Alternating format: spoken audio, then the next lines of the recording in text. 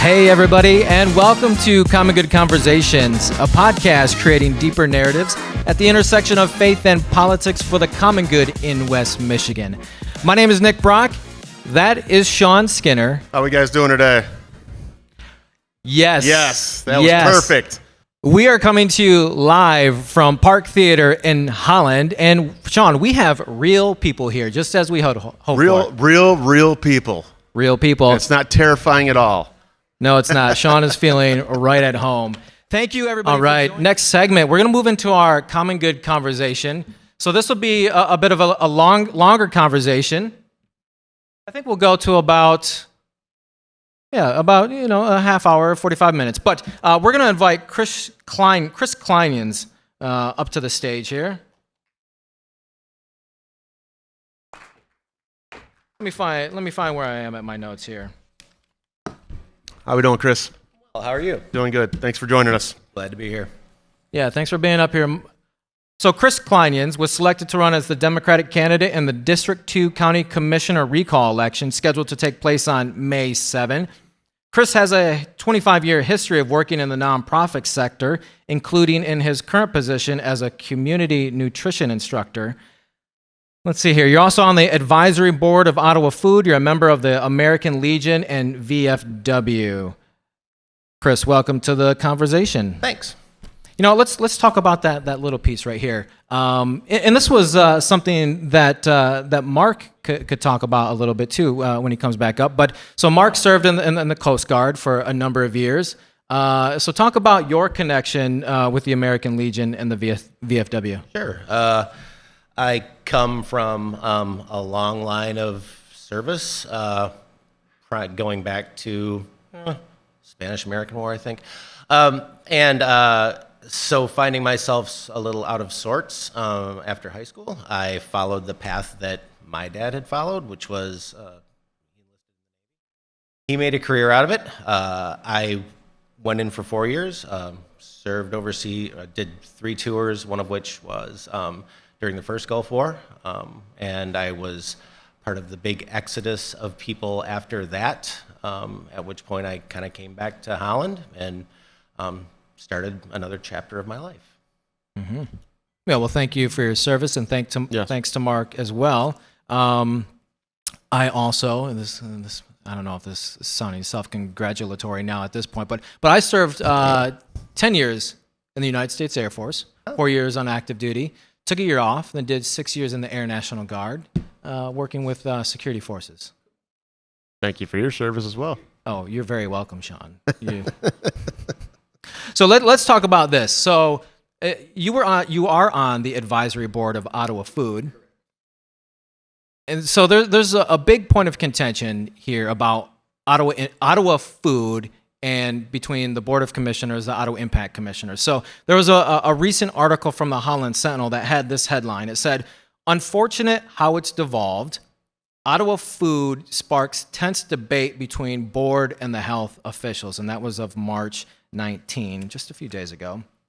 And I'm going to read just a few excerpts here. I won't bore everybody, but there are just some real pieces here that I want to set up that will help to move this conversation along. So, quote, nope, I scratched that out. Well done. Let's go here to the part that I got. Quote, "The lack of a coordinator for Ottawa Food has been a recurring problem since dramatic funding cuts were made last year. The Ottawa County Department of Public Health's Nutrition and Health Education line item, referring to its budget, was cut by 48%, which officials from that department warned wouldn't leave enough to fund the position. And then, as expected in November, Ottawa Food's countywide nonprofit partners voted to pause services because of a lack of funding. And then the staff since that time have since requested restored funding to reinstate the position so the programming can resume." And this is the final piece here. So Joe Moss, in the article from 14 November, said, quote, "The board is not defunding Ottawa Food. I'll just say, on the record, I would not like the health department to cut this program. I don't think anyone does. I would venture that no one in the room would want this cut. Finally, and this is from John Gibbs, the the former county administrator, says the Ottawa County Department of Public Health is fully capable of funding its portion of the Ottawa Food Collaborative. It is instead, speaking about the Ottawa Food, they are instead sadly choosing to engage in theatrics by attempting to needlessly cut high-profile programs in order to score political points.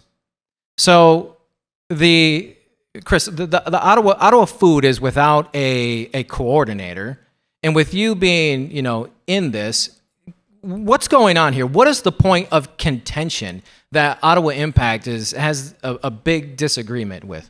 So before I answer, I want to point out that I am currently on a leave of absence from the board, which was effective pretty much from the day that I filed to run in this election, because it would have been not a conflict, but it would have just made that situation more complicated. So I have taken a step back from those board duties for a while, and I'm really looking forward to getting back to the board. But up to that point, I can kind of speak to this situation. So the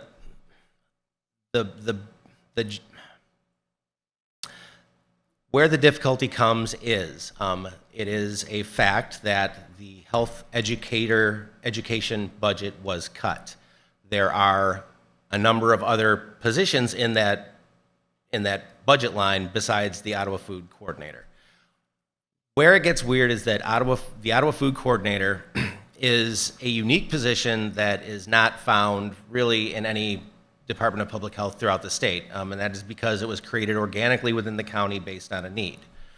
Now, this is also something I've seen sitting on the board of community mental health, is that when you're talking about county boards that receive federal funding, that comes with very strict parameters in which it has to be used. So health education is a mandate from the state and from the federal government. Certain health education mandates need to be handled by the health department. When you look at that metric, there is no position for a food coordinator because we're the only ones that have a food coordinator. So when that budget cut was made, prioritization had to go to the things that are mandated by the state and the federal government. And it goes by, you fund the things you are mandated to fund. There is no mandate to fund the Ottawa Food Coordinator because it is unique to our county. So where that got, even, and then it gets into the fact, then as far as municipal employment is based on seniority. So in a situation where there is a pretty steep budget cut, when it comes to looking at who stays and who goes, it goes by who's been in place longer, and the food coordinator position Sierra hadn't been there, I think it was her second or third year. So she was the junior person. So by the way the municipal hiring system works, her employment was untenable. Now, she was moved into environmental health because there was a slot there and there was funding there. But the notion that that it was the health department being vindictive to the board does not line up with the parameters by which this organization has to operate under, which preclude legally the board saying, we really wish you wouldn't do that. Okay, so at the end of the day, the coordinator is not a mandated position. Not according to, it's not mandated by the state or the federal government who provides funding to the county for health education. Who then, if there's why does, maybe I'm going too much in the weeds here and you can tell me. So why does there need to be a coordinator if other counties in Michigan don't have one? So Ottawa Food started out its existence as the Ottawa County Food Policy Council, and many counties have a food policy council. And this is a large table full of everybody that works with food insecurity in the county to try and address those issues. If you've ever worked with a large group of nonprofits, as I have for most of my working career, it is essentially like herding cats. They run this way, they run that way. Every organization that comes to the table has its own mission, and they are primarily devoted to that mission. Part of that mission is serving on this committee. So what happened was, after sort of observing this for a while, the health department was like, we have a little grant funding to maybe help bring someone in that could maybe help herd the cats, whose only job was to herd the cats. Because in a normal food policy council, the board is chosen from the nonprofits. And so you get traction, you get results, but you just don't get, a really good, you get forward momentum, but maybe not as much as you could. And so the problem is addressed, but maybe not as well as it could. So with this grant, they funded, they decided they were able to give this a try. And it worked really well because when you have someone whose whole job it is to look at the mission and, for example, grab some of these 40 plus organizations to do different things because that's their specialty. It serves their mission and the mission of the organization. So, for example, with health education pieces or nutrition education pieces, that's essentially where I slide in. Because if they're working, if they have either a grant or they have someone in the community come to them with a need, and it involves nutrition education, I would get a call. Do you have time to do this? And we try and work it out and come alongside of them. So, for example, with Senior Project Fresh, Senior Project Fresh has a lot of moving parts. There's an incredible amount of pre-work that goes into making sure those books are delivered out. With that comes a health education component, a nutrition education component. If the health department's setting up, making sure all the paperwork's done, the books come from the state, everything, all the coordination with the apartment supervisors and all of that other stuff, if they can call me in to do the nutrition education piece and take that off their hands, that helps my mission and it helps them achieve their mission. Same thing with if we're looking at trying to increase food distribution to maybe the northeast section of the county where there's not as many pantries as say along the west side of the county. Having those resources and knowing everyone around the table means you can pick who you need to talk to when you need to talk to them for the problems that you see coming up. Because again, a nonprofit is going to be in their lane for their mission. So the coordinator position just helps make it go better. It increases capacity, it increases forward momentum, it increases return on investment because you have someone who is above everything, kind of looking down and making sure that all of us do the things that we do the best and aren't pulled into doing things that aren't necessarily our strong suit. Like a food manager a little bit. Essentially. Yeah. I'm going to ask 3 questions in a row, Sean, and then I'll let you speak. I promise. I don't need to speak. Then you have to ask 3 questions in a row. Who, 3 what, in a where, row. why? 3 in a row. Because this is the final one that Chris, you brought up here. I'm wondering, what is the evidence for having Ottawa Food? Is there like metrics and data where the board can say hey, we need this program because it's doing A, B, and C in the county. Let's keep it going. Let's get a coordinator in there because it's giving all of these services to the community that the community wants. Are there those metrics? Yeah, the annual report just came out last week, and it was another highly successful year. With Ottawa Food helping with Community Action House's food rescue program, assisting with that and the distribution of over, I think they're up to 2 million pounds of food, but that wasn't all last year. In addition, we received grants last year to do a lot of purchasing from farmers, which we then redistributed to food pantries. Because again, part of the mission is everyone, when they think Ottawa Food, they think food insecurity, and that's very true. It's a huge part of what we do, but it's also to support farmers, and it's also to increase nutrition awareness countywide, because we could all maybe do a little better with the eating thing. But as far as the rollout and retention for Senior Project Fresh vouchers was improved again this year. It's not quite where we would have liked it to be. But purchases from and then the gleaning at the farmers markets distributed. I want to say several tons of food.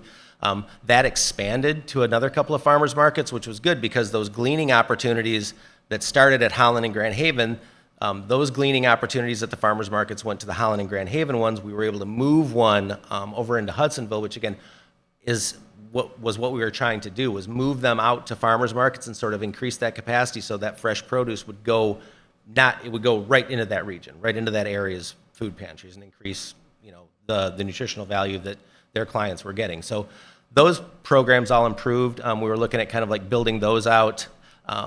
And then, we were doing, we had let go of a couple of programs that had become self-sustaining and they didn't require our oversight anymore, which was nice. But it was a very good year as far as like resourcing food throughout the county. Smaller programs from my point, from the nutrition education point, were we had purchased a portable kitchen and we're moving that through the OCSN Ottawa County School Network, resource people in the schools to have them teach nutrition in the classroom, utilizing hands-on cooking. This kitchen it's awesome. It's about the size of this table. It can go anywhere. Oven, stove, induction cooktop. It's awesome. And so we trained them on that. And so that I know it just came back from Coopersville a couple of weeks ago. So it was a good year. Because I'm drinking. I'm just, like, go. Three questions. Do this. Three questions. 3 questions. There's so much there. It's hard for me to actually get a question wrapped around it because there's a lot there, a lot of answers actually. Yeah. He's actually answering questions before I have a chance to actually do it, so which is okay. Answering his own questions. Let's move into the MLive poll. Were you handling that? Because it says you right here. I know. Yeah. But we can improvise. Let's improvise. Go ahead. So it shows that there's 47.7% of Ottawa County says that the county's on the right track, and 34 say it's on the wrong track. If that's the case, why do you feel like you need to run against it if everyone's saying it's already good? It's a really good point. One of the things that we've been the fastest growing county in the state of Michigan for a number of years. And part of what comes along with that is the notion that, maybe it will always be that way. There becomes, we have beautiful lake, awesome park system, a continuing, industry coming in, industry doing, expanding, building. There comes there can be this sense of inevitability. This is the way it's always been, and this is the way it's always going to be. And that's not necessarily the case. And, things tip. They don't change radically, instantaneously, but things tip over time. And the first thing I noticed, really, starting from the January 3, 2023 meeting, was that this might be a tip. During the recall effort, in the second district, we never disputed the idea that the Board of Commissioners had every right to do what they did, but rather we had every right to question the manner in which they did it. And it was the manner in which they've been conducting themselves, and in particular, the commissioner from the second district, that made me believe that continued non-obeyment of established norms of governance would not help us maintain this thing that took a lot of work and a lot of effort to create, which is a county that was being run well and moving in a positive direction. And it would be easy to stand back and wait and just kind of go, okay, well, let's just see what happens, or it's harder to inject yourself into the process and say, the outcomes don't look well. And perhaps we can stop the hurt that might be coming if we address it before it becomes too deep. You say the hurt that might be coming. In what way do you say the hurt might be coming? So, some of the things that have come up, essentially we can start with fiscal. The fiscal management has been interesting. And again, I agree, the tax base is strong. And, the books, when you look at the books, the books look well. But there is the question of, what could have been done with the money that was spent on legal fees, for example? What Build could the be- roads. What Mark, could be Build the damn build the roads. roads. what could be done, for example, with the severance packages that have been paid out? What could be done with what will inevitably be the legal fees and potential judgments against the lawsuits that are still pending? There are, we know what the dollar amount has been so far, but there is also a questionable amount that is still we'll have to wait and find out. Those are those create. I mean, they just make a look of uncertainty. And again, if this was all happening in a vacuum, it wouldn't matter. Unfortunately, I do know for a fact, because I hang around Fillmore a little bit, is that outside counties are poaching our talent, and have poached a lot of our talent, which has resulted in our institutional memory and of the things that made us that county is sort of going away. So we're losing sort of some of the larger pieces that created this outstanding bureaucracy that helped us create this outstanding county. And those are things that can't be, you can't go out and shop a facilities manager who's got 20 years of experience. I mean, you can't go out and shop assistant administrators and administrators that have 20 years experience. It's tough. It's a tough market, and it's going to cost money. And so these things create an air of uncertainty. And if there's one thing I know about business, and I don't know a lot because I'm in nonprofits, is that business hates uncertainty. Yeah. With Well, a passion. I I want to speak to a little bit of this uncertainty, but I want to round out this poll information as well. So, Sean, as you noted, there's 47% that say Ottawa County is on the right track, but when it's broken down by party affiliation, there are sharp differences, and then sharp differences by region. So, for example, somebody who considers themselves a strong Democrat, as yourself, Chris, 55% say that the county is on the wrong track. Even those who lean Democratic say that they're on the wrong track, with about 48.9%. But then those in the middle, those independent voters, they also say that they're on the wrong track at 48%. And then now here's the shift in terms of partisan affiliation.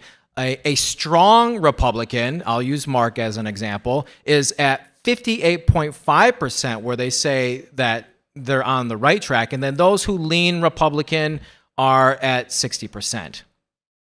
So those are just kind of the larger framework for that poll. And I'll give a little data here too. So it's like, I can hear some of these questions in my head. Well, okay, why is there a poll about Ottawa Impact, and why are these questions out there about how voters feel about Ottawa Impact? And then I can hear that, well, it's whatever you want to say, it's fake news, it's a witch hunt, it's media bias.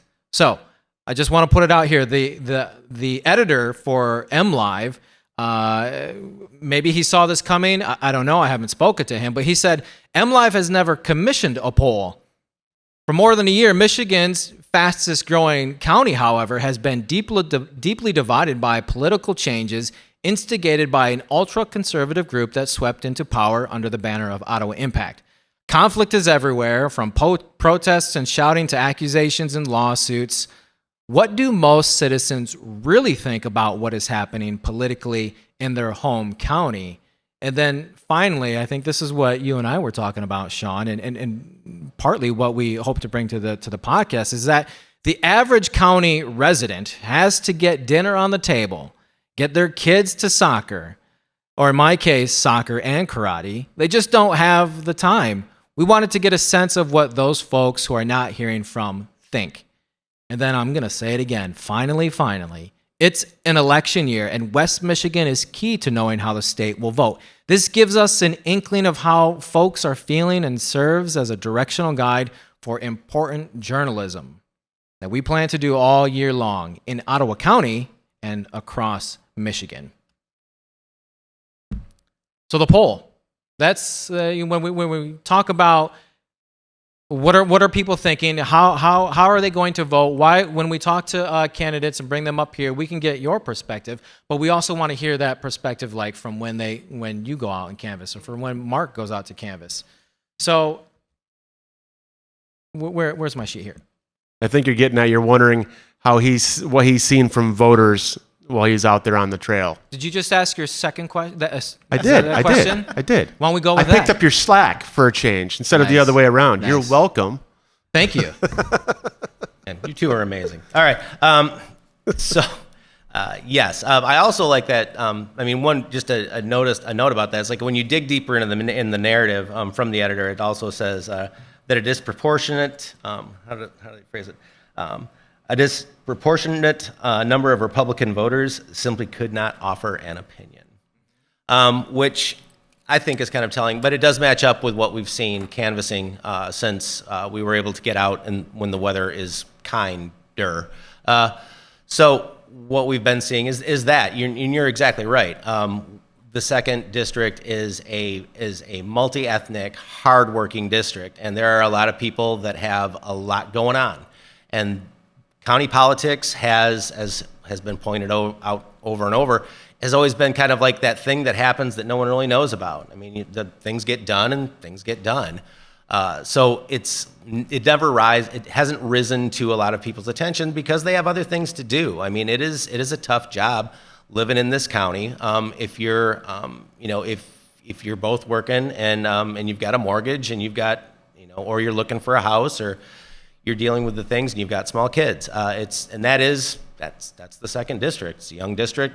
There's a lot of people on the grind. So we do see that a lot of people that do not really, they haven't been keeping up on what's been going on. And I'm not going to fault anybody for that. It's, you're living life. When my boys were small, and you've got karate and all that stuff. It doesn't become a priority. And I understand that. So primarily what we've been trying to do is voter education and outreach as to what's been going on, and encouraging everybody to go do their own looking. We're not listen to podcasts. Yeah, listen to podcasts. Go out and find resources to kind of help fill in what you might want to know, because we do. It is very important. This election is very important. Oh, okay. Me again. All right. So while speaking of taking your kids to karate and soccer, fun note, I'm testing for my red belt next week. You are? I'm on a white belt. I just started karate, man, like a couple months ago. Did you know this? I did not know that. Okay. I did not know that. Let me take. How come we didn't cover this at the beginning? Let me take a small aside. You wanted to talk about nasal cavities instead. And you I know. I should be talking this? about testing for my red belt. So that is happening this coming week. Wyatt, my 7-year-old son, is going to be testing with me as well. So we do it at his school.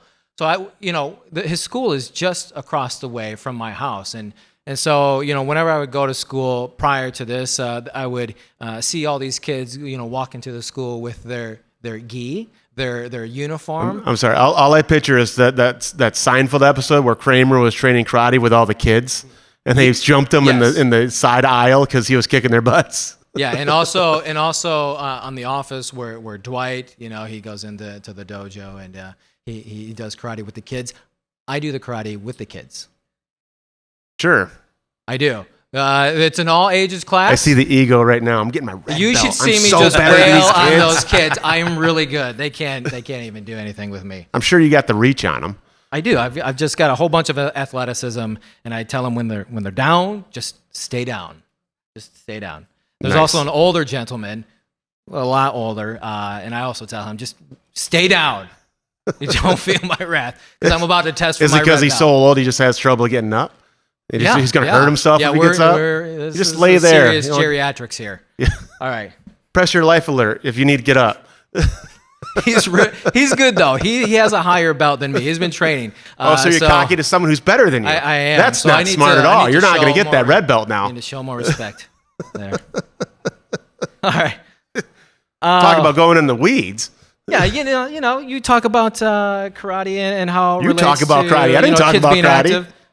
So back to the poll. All right, here's this.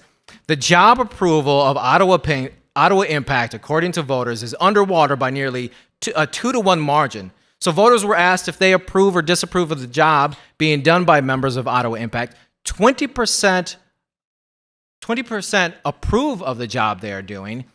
You need me to hold that out here for you? Yeah, I thought you had your glasses. 36% disapprove of the job. Now I really can't see. 13 neither approve or disapprove. 28% could not offer an opinion. But here's where I think they wanted to make clear, or the numbers kind of speak a little more loudly, is that 27% strongly disapprove. So when you're out educating voters and speaking to those parents and people who are really busy at karate, at soccer, like you only have a small window with them, right? So you gotta give them the business there. So what are you leading off with? Like what is resonating with people when you say like, well, people strongly disapprove of what they're doing because this? Right. Typically I talk about the fiscal. Because money, it's dollars and cents, and dollars and cents does have a longitudinal impact over time. The board put out last week that they had received a AAA bond rating. That's fine. 3 bond rating agencies give that rating. The one that we received recently, they primarily look at books. Others look at books and culture. And so if you have a bond rating agency, which should be according what I remember, they typically arrive around April.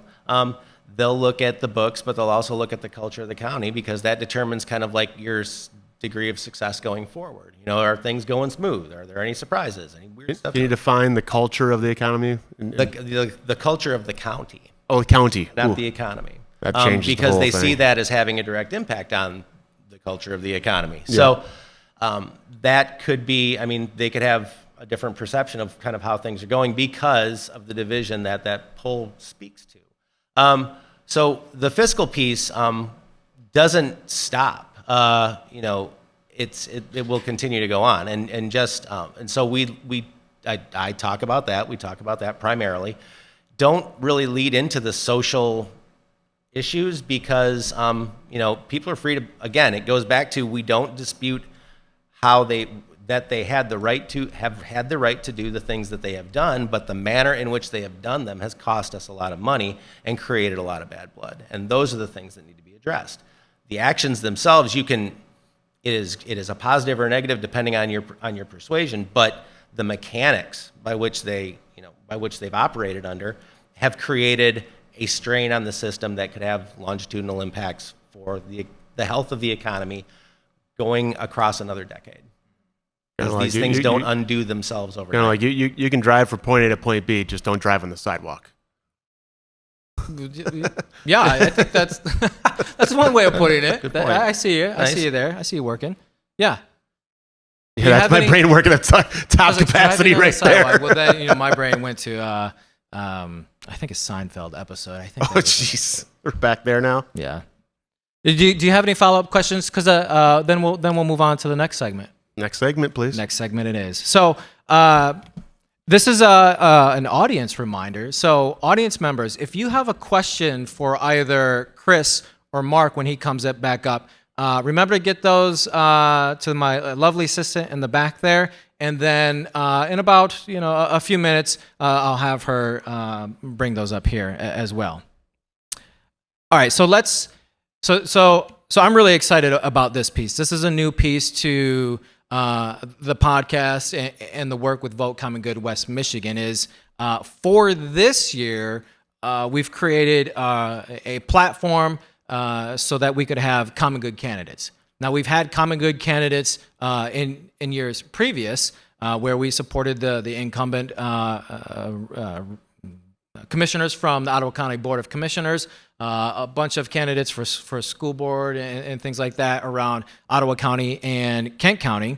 All that is where we are really focused on state level candidates from, as small as like a library board position. I would use an example at Patmos Library, maybe in Jamestown, all the way up to a state senator or a state representative. So anything that's federal is left up to the parent organization, Vote Common Good.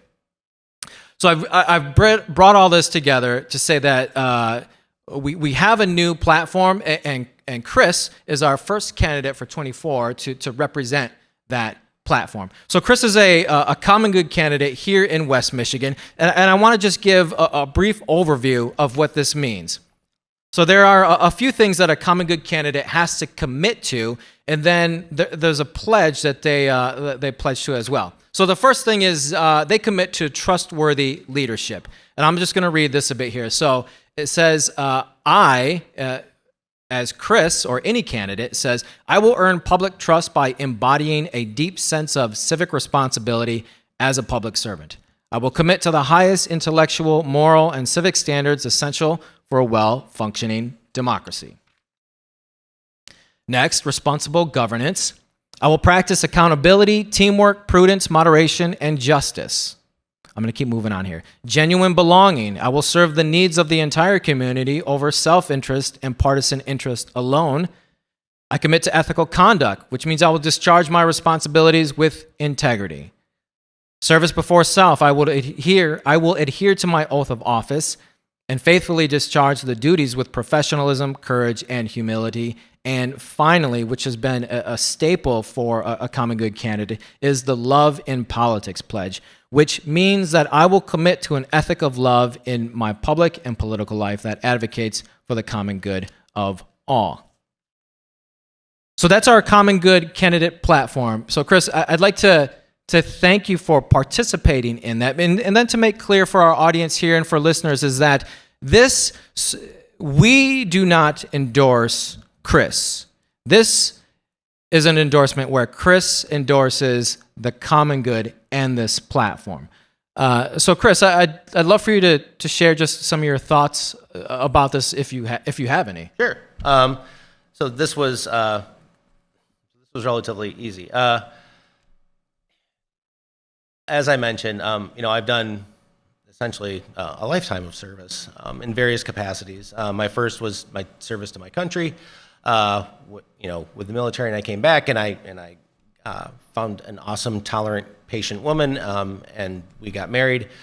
Then I was serving my family because I was trying to raise two boys while going to school and working full time and trying to get my career in the nonprofit field going. And then my boys grew up like they do, and then they left the house.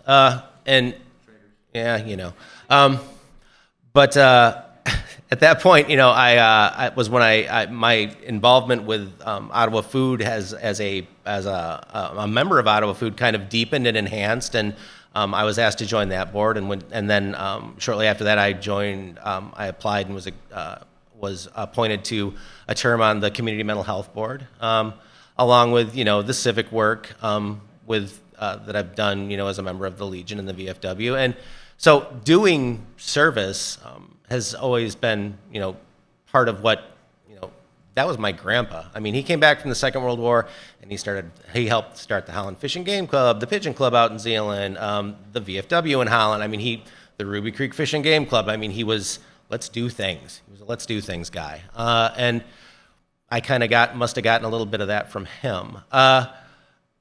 3-4 years ago, I was given the incredible gift of going through the Emerging Leaders Program from an organization called the Great Lakes Leadership Academy. It's a year-long program that works on leadership development, and the entire credo of that was leadership for the common good.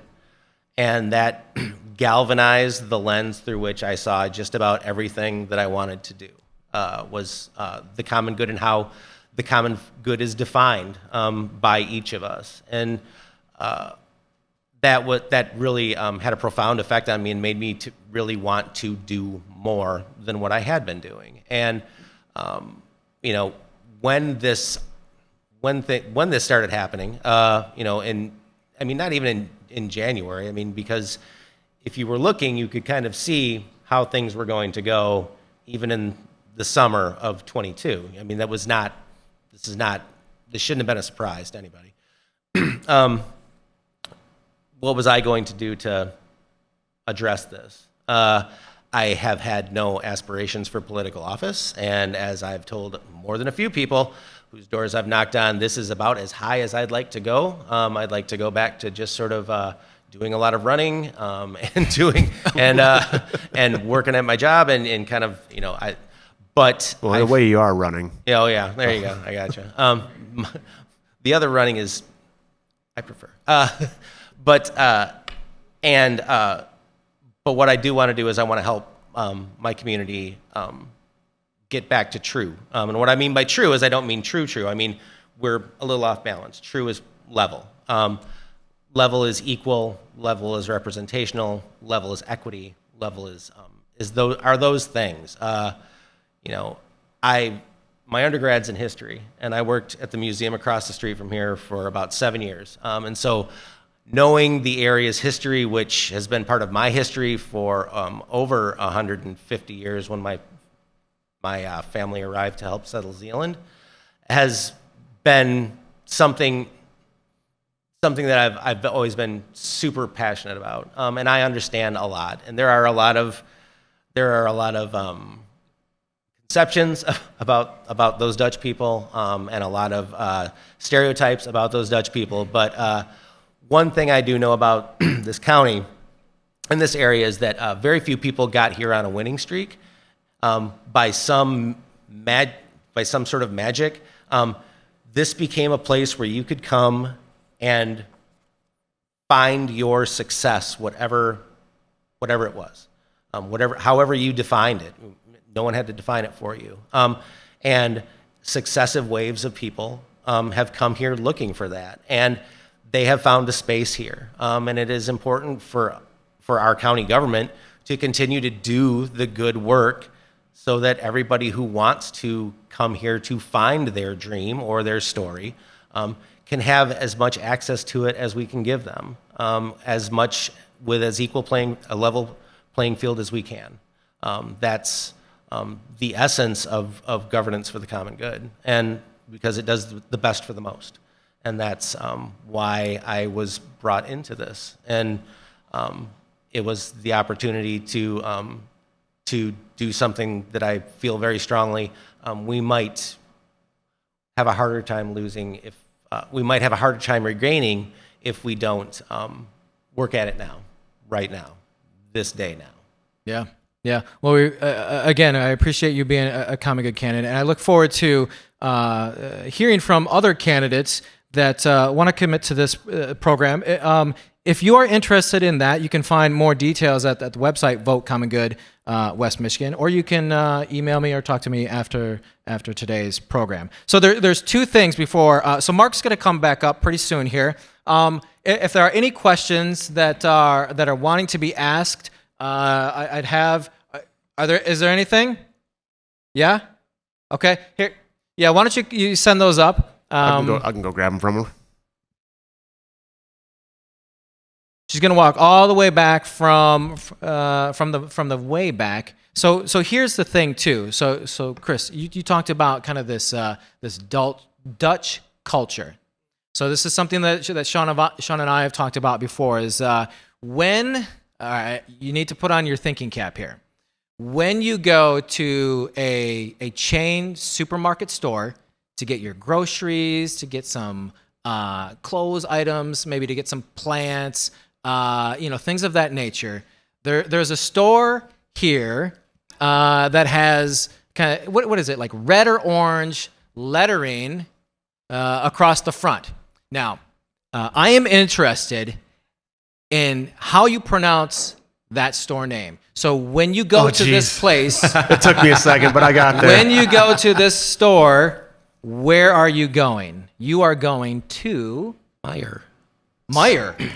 Hey, we got a Meyer. Myers. We got a Meyer. Because Sean, you say what? Myers. Now, is there an apostrophe S on the? It is Myers. The store is a Myers store. It is a. No, it's not. It is a Meyer store. You set me up. We've already talked about this. I know. I can tell this is I don't know why you gotta hotly kick it debated thing. I'm glad that Chris pronounced. Is anybody it. else going to back me up here?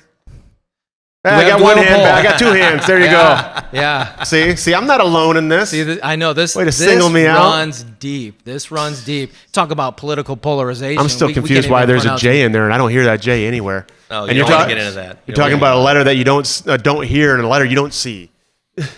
It's there. It's The S there. isn't It's there. You silent. just- Oh, you I'm just sorry. pointed. The S. because there's Got no. a bit. Hey, we're going to wrap this thing up here. So you can follow this program on, as I already mentioned, places as Spotify, Apple Podcasts, and YouTube. You can also check out our website when you go to votecommongood-wm.org, and we'd hope you sign up for our weekly newsletter where we let you know events like this are coming up. We let you know what new episodes we are dropping, and just other voter engagement things. Yep. And if you guys have any other questions for us afterwards, after we're done here and we're getting a drink, and any suggestions on what you think might help the podcast move along a little bit on things to cover, feel free to approach us and say your 2 cents. Take those things to Sean. Follow us on Facebook. I'm the brains of this operation. You are the brains of this organization. Follow us on Facebook. We are just like at just below 1,000 followers. We're about at 900. So if we can push up to 1,000 followers, it just helps with the Facebook algorithm to get us in those spaces. So we really appreciate you being here. And this is my final thing before we get out. This is my PBS moment where I express my gratitude in saying that we need viewers like you. We need your support to keep things going, to help us inspire, energize, and mobilize the good people of West Michigan in 2024. So I'm asking if you could chip in $10, $25, $50, or if you're a big roller, $100, or any amount that'll help us create deeper narratives at the intersection of faith and politics for the common good. And when you donate, you can donate by using the QR codes at your table there, or you can go to the back table and we can hook you up with some t-shirts, stickers, and yard signs like this one right here that says, "I will support common good candidates." So this will keep us going with the podcast, get out the vote rallies, and educational voter engagements. Very well said. Finally landing the plane. Thanks everybody for joining this special episode of Common Good Conversations. And this is where our music guy would cue the outgoing music. There he is. Hey, there Thank we you, are. Alec. Hey, look at that. It's like we're professionals. Be sure to share Thank this you very program much. with your family and friends. Till next time, be the common good in West Michigan. Grace and peace. You guys have a good one. Thanks for coming.